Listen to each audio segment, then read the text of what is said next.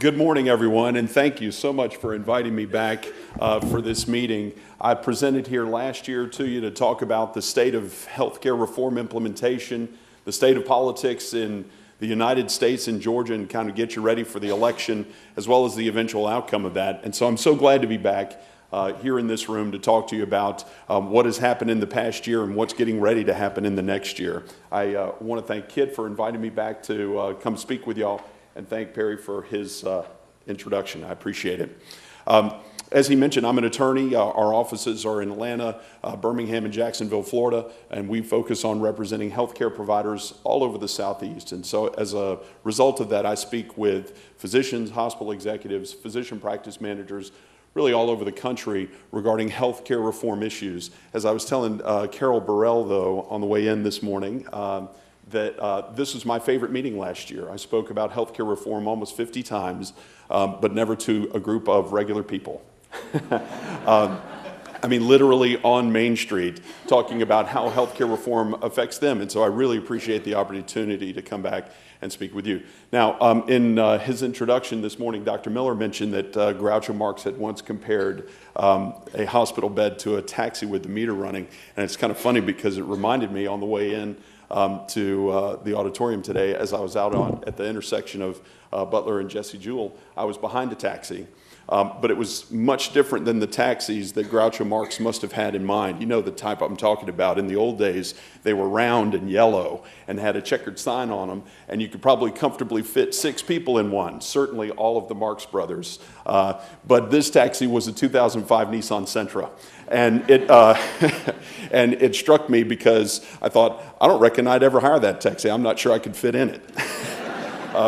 The reason that's important, though, is it clearly gives us an example to keep in mind as we think about Steve's comments on doing more with less, getting more quality out of less compensation from government and commercial payers for providers, and frankly, doing more with less when it comes to the American people, trying to get healthier while having some government incentives to go buy health insurance, but ultimately getting less support from government and commercial insurance companies to keep ourselves healthy. Ultimately, a lot of the accountability that comes with passage of the health reform law puts things, like Mark Twain said, right directly back in your lap, right directly back in your lap. So without any further ado, in my discussion today of healthcare reform and its impact on health insurance, I decided to use today's news as an outline for how to proceed. As I mentioned, I do a lot of speaking about healthcare reform, and one of the things that I've learned in the past 4 years in talking about this subject is I never speak without checking the news. Today's news was so overwhelming in its volume and diversity that I decided simply to use today's news as our outline for going forward. So without any further ado, let's talk about the first bit. We have to start with the president, of course, because the health reform law is a federal law that the Department of Health and Human Services is implementing. The president made 2 remarks yesterday in the course of his, what I'm sure was a very busy day, that implicate healthcare reform in our discussion of how health reform is going to impact health insurance. The first was in a statement in the White House, and it kind of reminds us what got us here in the first place. You may recall in September of 2008, 5 years ago now, Lehman Brothers collapsed this week, and the stock market started to dip, and we were all starting to see, let's see, it's September 17th, we were all starting to see the results of our financial statements, whatever they were. You know, your mutual fund report, your report from your IRA, your report from your 401k, that were dated end of August of 2008, and they had all dropped a little bit. This time next month, they were collapsing. So that by Thanksgiving of 2008, most Americans had lost somewhere between 25 and 30% of their retirement savings. Y'all remember those days. It's not, I can't say that yesterday's ceremony in the White House to commemorate the fall of Lehman Brothers was a happy one. It did give the president time, though, to remark on healthcare reform and say, you know, this collapse of the American economy 5 years ago is what occasioned the creation of healthcare reform in the first place. And he's absolutely right. I mean, not only was the election of 2008 dramatically influenced by the state of our economy, and frankly, in many ways was responsible for President Obama getting elected in November of 2008, but in the spring of 2009, Many Americans were still wondering, when's the bottom of this recession going to be found? When's my retirement plan going to start coming back up? When am I going to be able to rebuild my savings? And so in meetings in the White House in March and April of 2009, businesses, academicians, provider representatives in meetings just like this got together at the White House and said something has to be done to stop the dramatic increase in health insurance premiums that we receive every year. You remember these days. In the spring of 2009, the CEOs of the auto industry were heavily criticized for flying to Washington to beg for money. Y'all remember that? Right? The second time they went to beg for money, they had to drive. Right? And so there were many CEOs of large companies in the United States telling the White House in March of 2009, we've got to do something about health insurance. Our prices, the cost of health insurance, just like in 1973, was not just greater than the cost of manufacturing automobiles, but it was so great that ultimately the auto industry is going to look at decreasing supply just to be able to afford the health insurance that it was currently offering its employees. So it was an either-or thing. We're either going to survive or we have to do something about health insurance. And so here we have the PACA. Now, much less, I guess, noteworthy than the anniversary from 5 years ago was the anniversary really 4 years ago, September of 2009, right after Labor Day. I can't remember if it was this week or last week, but the president called together a joint session of Congress. To most Americans, it looked like a State of the Union address. Y'all probably don't remember this. Students of health policy, maybe Dr. Corso remembers this joint session of Congress where the president laid out his plan for health care reform after we had had a full set of town hall meetings over the summer where people were protesting and talking about the public option and all this. Long story short, in his remarks to the Joint Assembly of Congress, two things are noteworthy from that. The first was that the president said, most Americans, at that time almost 200 million people, get their insurance through their employers, and nothing in health reform is going to change that. And yet here we are today. Here we are today with a fully assembled panel of experts, so-called experts, and talking about nothing but the impact of healthcare reform on employers. I'm not saying that the president was being disingenuous. I'm simply saying that may be one of the unintended consequences of the law that was passed in 2010. The second thing, and this is just the part that most regular American people like y'all remember, is the representative from South Carolina who said, "You're lying." You remember that? Now you know the speech I'm talking about, right? Because in that one, the issue there was that government-funded insurance would not cover illegal immigrants. The representative from South Carolina, in a very unprofessional, undignified way, accused the president of lying. We ended up working that out. We as a country ended up working that out because the final version of the law does not cover illegal immigrants. And so that ties us into the president's next statement from yesterday. Right? In his first statement in the White House, he simply said, "This is what got us here." His next interview was in Telemundo last night, the Spanish-speaking television network. Isn't that ironic? As we talk about how this impacts immigrants, we, as a country, have difficulty identifying how many folks are here illegally. The estimate from the Census Bureau ranges from 10 to 12 million, but the PACA does not have any aspect which affects them, those illegal immigrants, other than if an illegal immigrant goes to the health insurance exchange and has the funds to buy it, they can buy health insurance there just like any other person here. Having said that, though, without addressing that really significant population and significant population here in Hall County and Gainesville, it's difficult to get a grip on exactly how much of the uninsured issue is going to be addressed by the implementation of the PACA. That's the next issue, though, from the news this morning. While the president was busy on Telemundo and having a White House press conference to discuss Lehman Brothers, the Census Bureau issued a report yesterday which gives us some noteworthy, I guess, information on how PACA is affecting health insurance. Number one, for the fourth year in a row, the Census Bureau reports, for the fourth year in a row, the number of people in the United States who get health insurance for their employers from their employers has declined. And so now we go back to that speech in 2009 and say, all right, are these two things tied together or are they just coincidental? Nevertheless, the Census Bureau says they're coincidental. The main reason, according to this Census Bureau report, that the number of people who get their health insurance from their employers keeps declining is that the number of workers who are turning 65 and enrolling on Medicare keeps increasing. So I see many of y'all jotting down notes. These are good numbers to just kind of keep in the back of your pocket as we think about the nationwide implications of healthcare reform implementation. According to the Census Bureau yesterday, 171 million Americans get their insurance through employers. Nearly 49 million get their insurance through Medicare.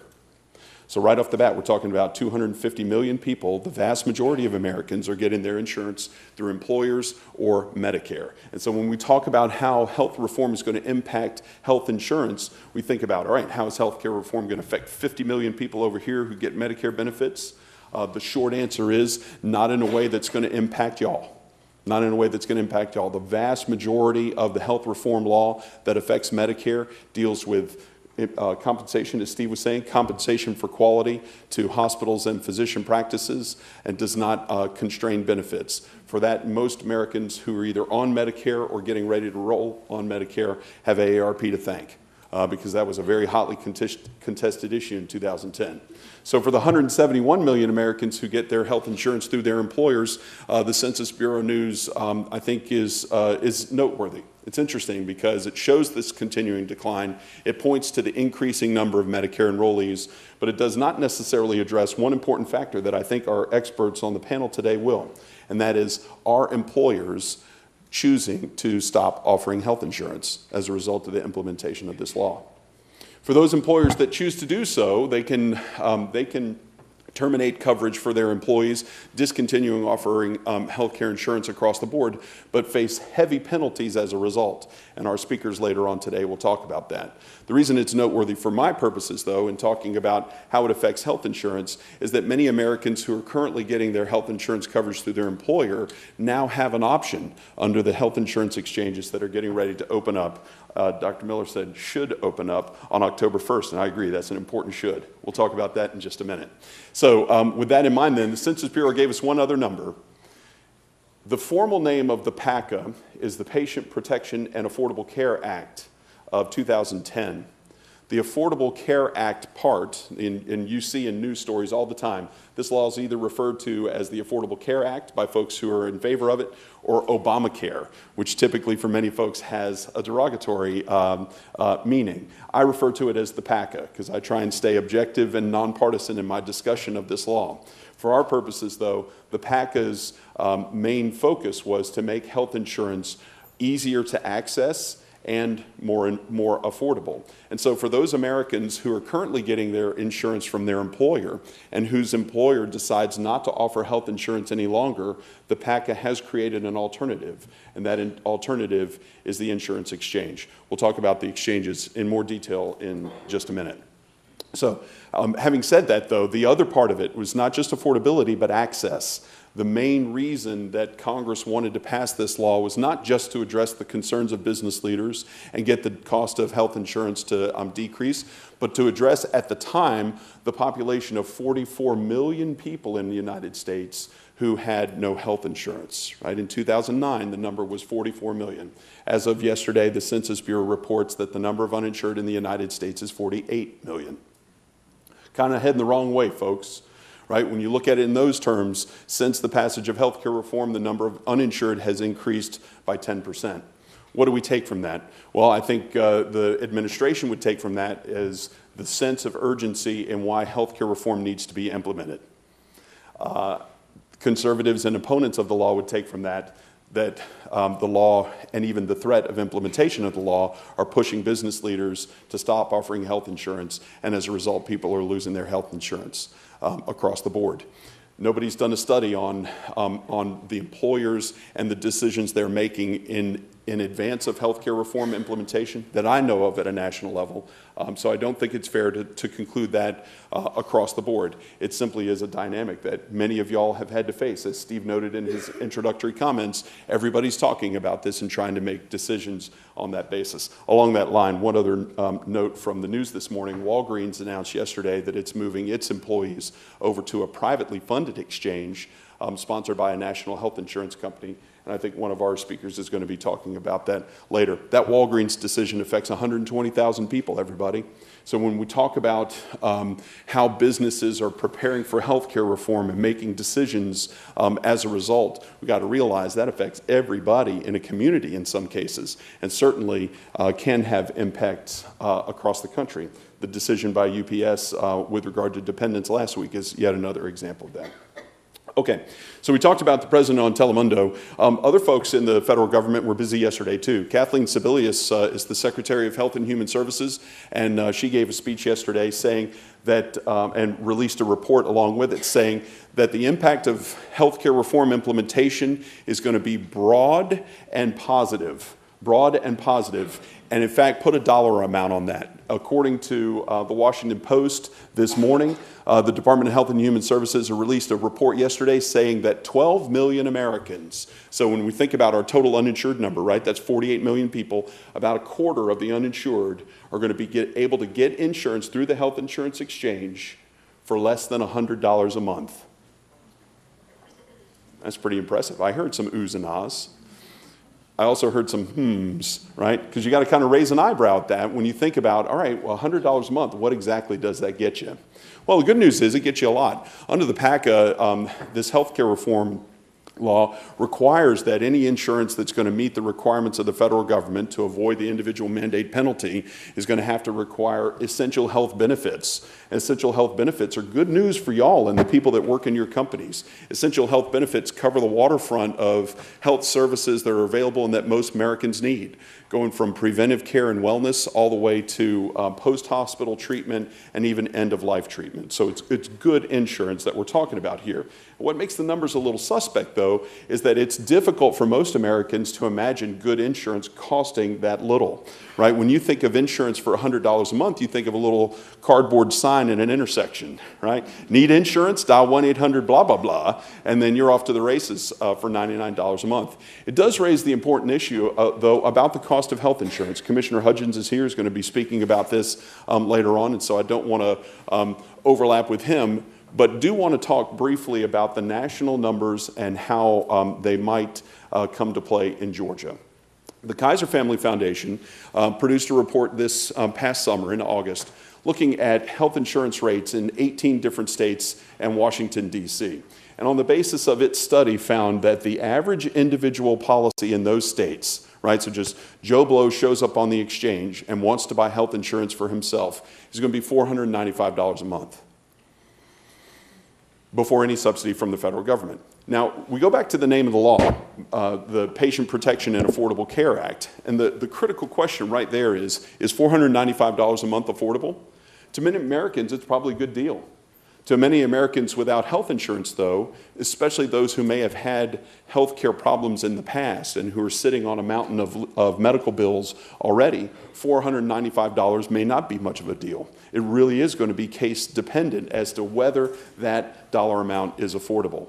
Here in Georgia, that number is probably pretty accurate. The state received a study from a gentleman named Custer at Georgia State University, who did an analysis of the health insurance exchange rates that were proposed by the insurance companies that are actually going to be listed on Georgia's health insurance exchange, and found that that dollar amount was just about right. I think his was $492 for a 40-year-old non-smoker who wanted an individual policy. And so the question is that affordable for that guy? Ultimately, the PACA helps that guy buy that health insurance policy if his income falls within a certain level. We talked about this last year, but for those of y'all who weren't here, I think it's important to review. On the health insurance exchange, folks who go buy health insurance are going to get the option to have an income tax credit from the federal government given to them based on the level of income that they've had in the previous year.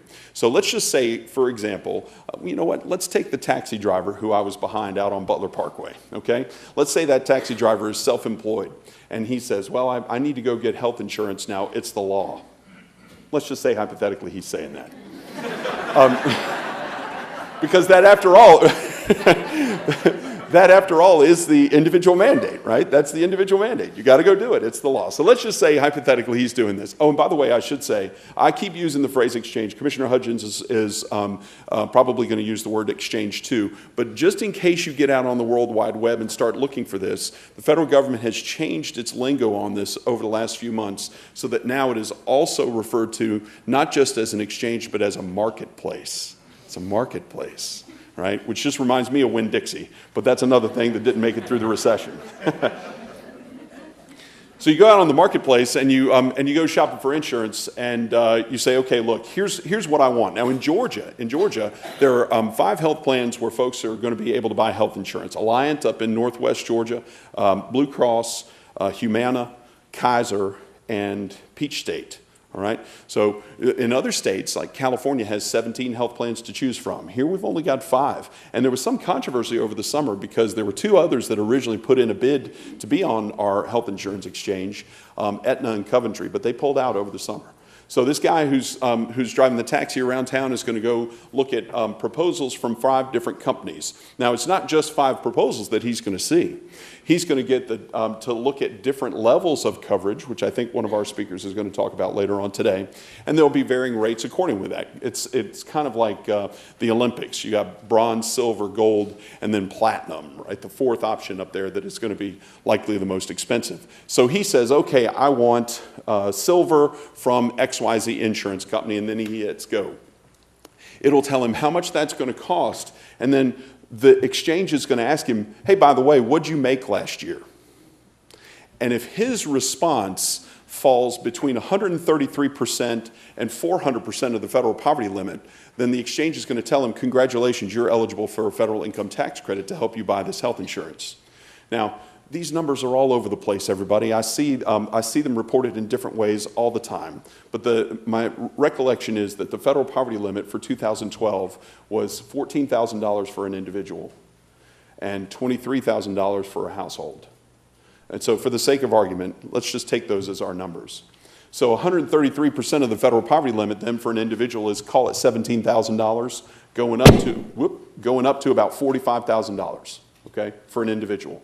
So if this taxi driver is making less than $45,000, he's going to be eligible for an income tax credit.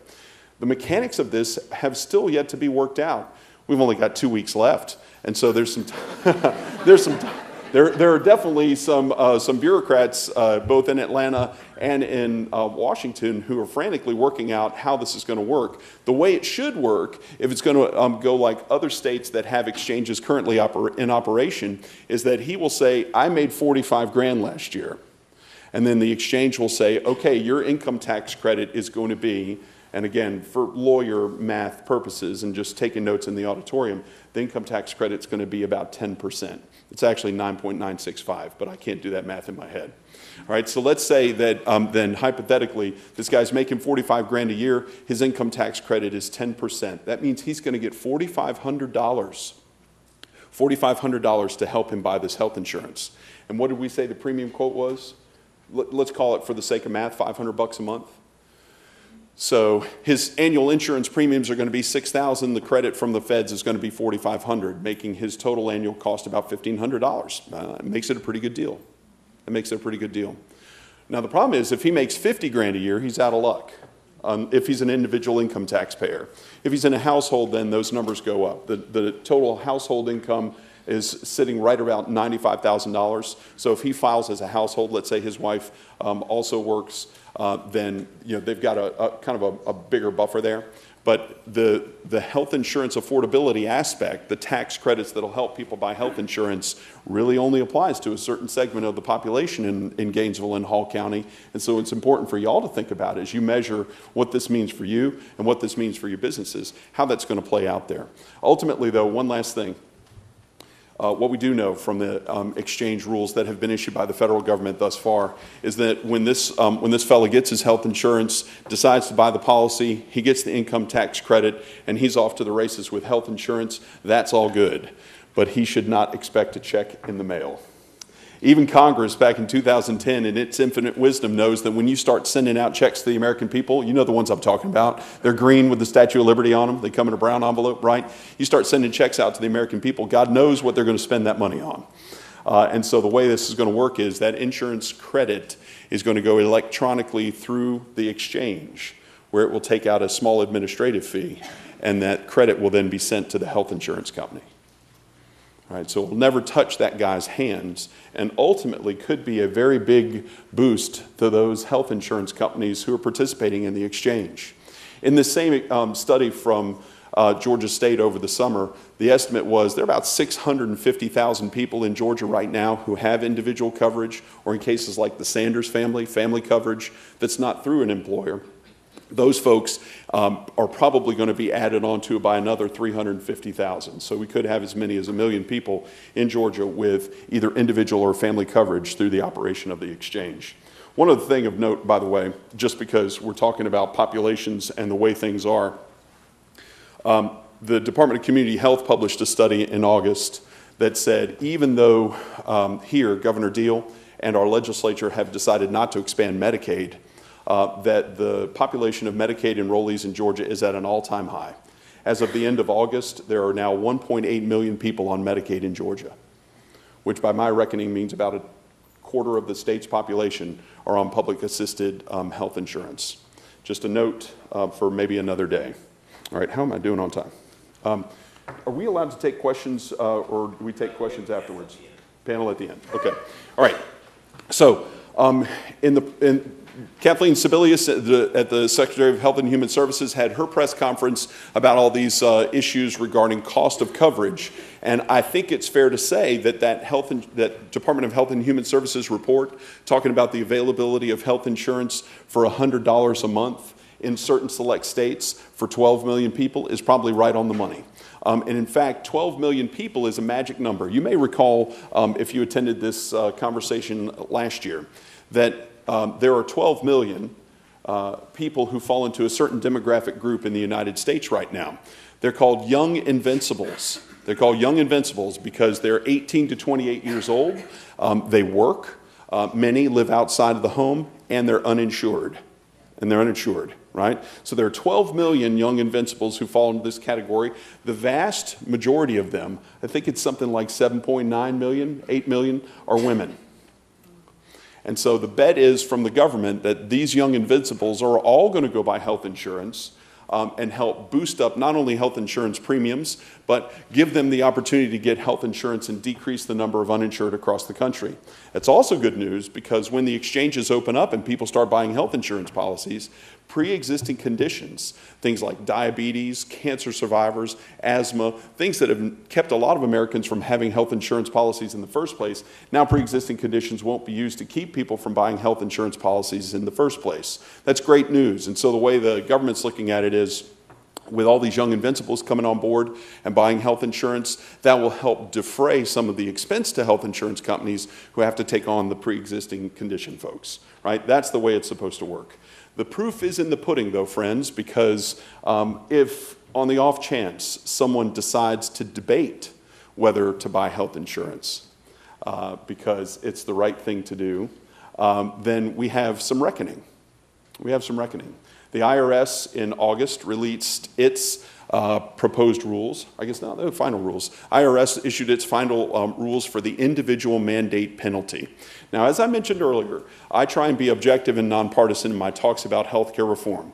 And so I should tell you that even though I'm using the words individual mandate, because these are words that I think most people understand, right? The requirement that you have to go buy health insurance starting in January 1st of 2014, that's not a very politically correct way to put it. In fact, if I were a lawyer for the White House or a lawyer for the federal government, I would not use the phrase individual mandate. I would use the phrase shared responsibility payment.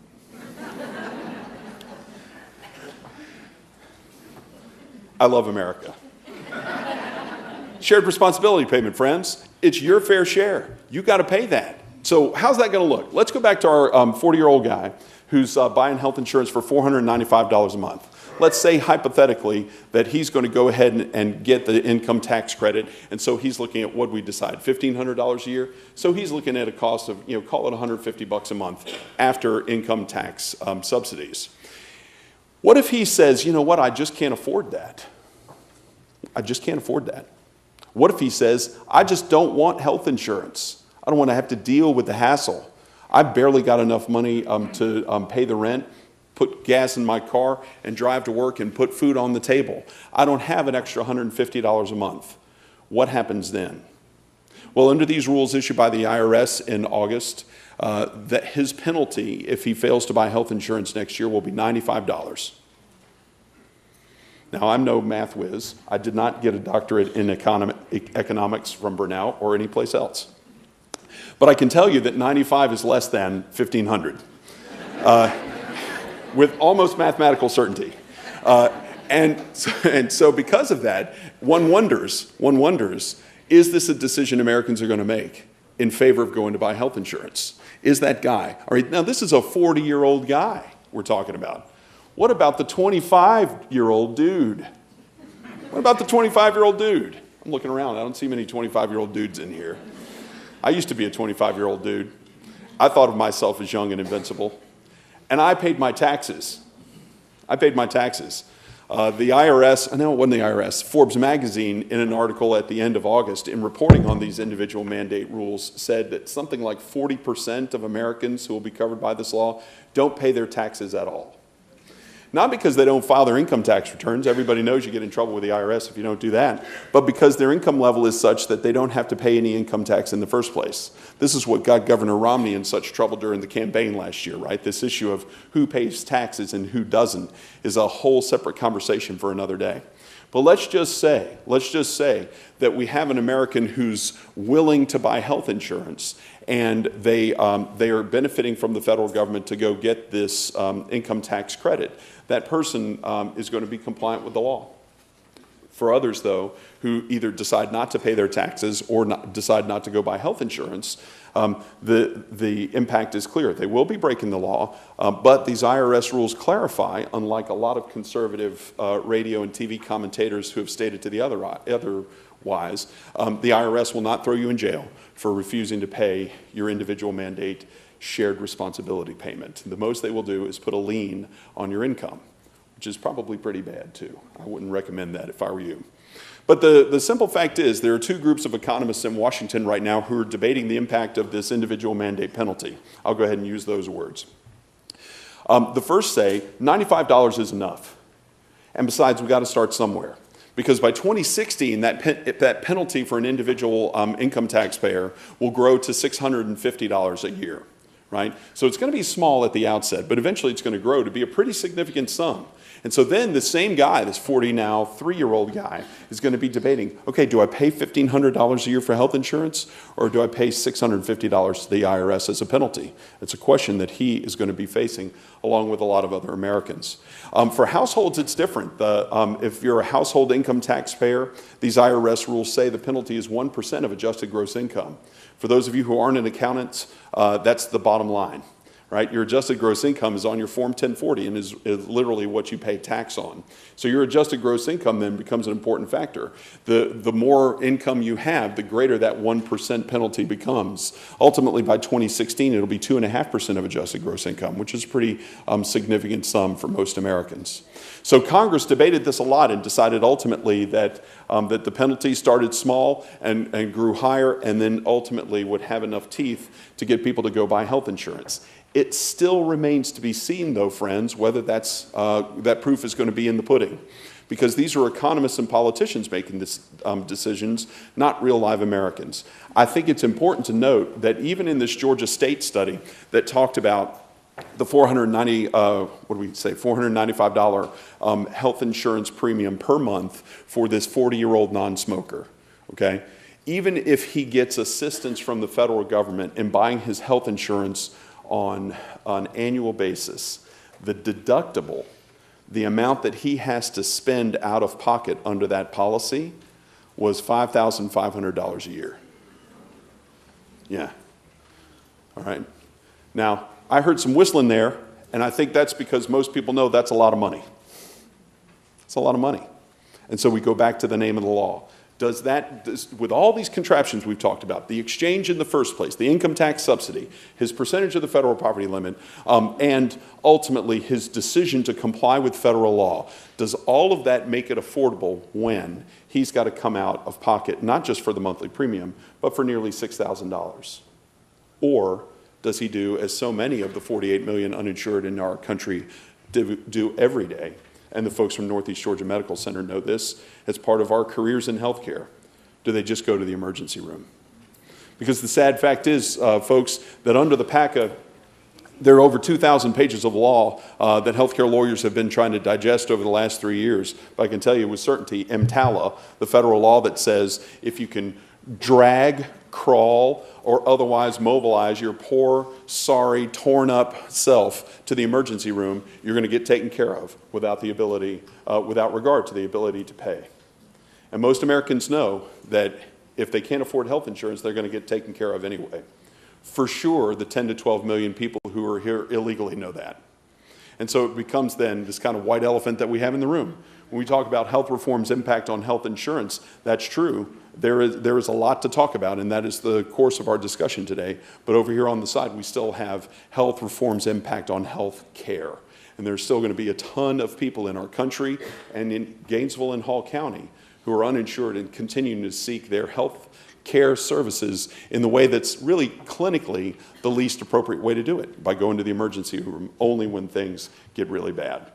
All right, last but not least, I need to talk to you a little bit about politics before I close. Because so far I've mentioned the President, I've mentioned Secretary of Health and Human Services, Kathleen Sebelius, but I haven't mentioned any Republicans. And the Republicans have had a busy week. John Boehner, who is the Speaker of the House of Representatives and the leader of conservative opposition to the PACA, is brewing a fight. The President mentioned this in his comments in the White House yesterday. And in fact, for those of you who are interested and have the ability electronically to take a look at it, my last news item for the morning is that the Wall Street Journal had an opinion piece on the President and his fight with Republican leaders over funding the PACA. To say the least, the Wall Street Journal opinion article from this morning is not favorably viewing the President's actions. But because I'm nonpartisan and objective, I'm not going to go any further than that. I encourage you to go read it, though, because it will give you that perspective. The news item, though, to focus on over the next 2 weeks is that we are ending the federal fiscal year 2013 and October 1st starting the federal fiscal year 2014. That's why the exchanges are set to open up on October 1. That begins the new federal fiscal year. A whole truckload of money is going to get opened up. And across the United States, exchanges should be opened up, whether they are operated by states that chose to do so, or like in Georgia, they're operated by the federal government here in our state. Having said that, the Republicans' last stand over the next 2 weeks is to try and defund healthcare reform. You're going to hear about this in the news if you haven't already. It'll be something that's talked about in print, electronic, and TV media, and you'll probably get sick of it again, just like you did at the end of February when all we could hear about was the fiscal cliff, right? The upshot is, though, everybody, it's the same old thing. Back in 2010, when the American people elected a new Congress, right, we elected a new president and some part of Congress in 2008. 2010, we had a federal election, and in that process, the American people put a strong majority of Republicans in place in the House of Representatives, and many of those strong Republican majority members are members of the Tea Party. The Tea Party has had as one of its primary components the defunding and eventual what's the right word? The eventual repeal of health care reform.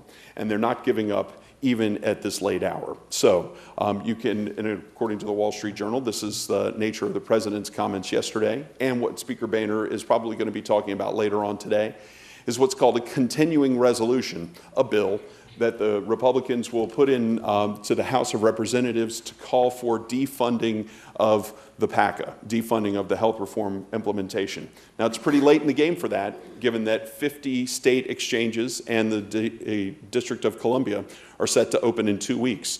But for many Republican leaders, they view this as their best opportunity to gain some leverage and try and roll back some aspects, if not get complete repeal of the PACA altogether. That is extremely unlikely from a political perspective, and in fact could end up boomeranging on Republicans, and this is in the Wall Street Journal article today. It could boomerang on Republicans because if a government shutdown is forced, as a result, many Americans are likely to blame the Republicans instead of the Democrats. It's politics as usual. Y'all have heard all this before. Just recognize that in the next 2 weeks, we're going to see a lot of movement on this because the Republicans are going to try, at least on the House of Representatives side, to stop the funding of and implementation of the PACA by saying the only way we're going to pass a budget, so here's how the government shutdown will come about. We're only going to pass a budget if it does not include the PACA. All right? And for federal fiscal year 14, which starts in 2 weeks. Now, as y'all remember, let's see, how much time do I have left? 5 minutes? Do I have 5 minutes, or is it? All right. I'll tell it quickly because it's such a good story. All right. I'm originally from Montgomery, Alabama. Unlike many lawyers from Alabama, my favorite movie is not To Kill a Mockingbird. It's My Cousin Vinny.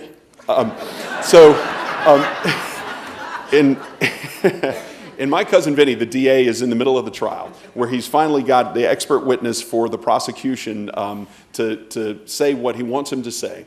And the expert for the prosecution is saying, basically, the tire tracks on this photo match the tire tracks that I examined, something to that effect, and we got the bad guys, right? And the DA says, are you telling me that the actual tire tracks and the photograph of the tire tracks are identical? And the expert says, they're identical. And the DA looks at the jury and goes, identical. I love that part of the movie. In fact, a friend of mine, I love YouTube. A friend of mine sent me an 8-second clip of just that exchange from that movie where the DA goes, identical like that. Friends, I tell you that story because it's easy to remember how this budget controversy is going to be resolved. Unless the House of Representatives and the Senate pass identical versions of the same bill, we won't have a federal budget for federal fiscal year 2014. So when the House of Representatives says the only budget we're going to pass is one that doesn't include PACA, the Senate says the only budget we're going to pass is one that includes PACA.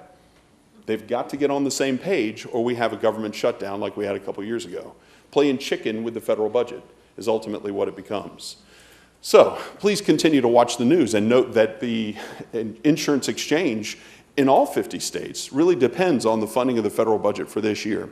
And so please be mindful that if your strategy is to go buy health insurance on the exchange, it may not be available October 1st if there is a government shutdown, but should be available sometime in the coming months unless the Republicans and their strategy of defunding the PACA across the board are successful. Stay tuned for that. Thank you so much for your time and attention today. I appreciate it.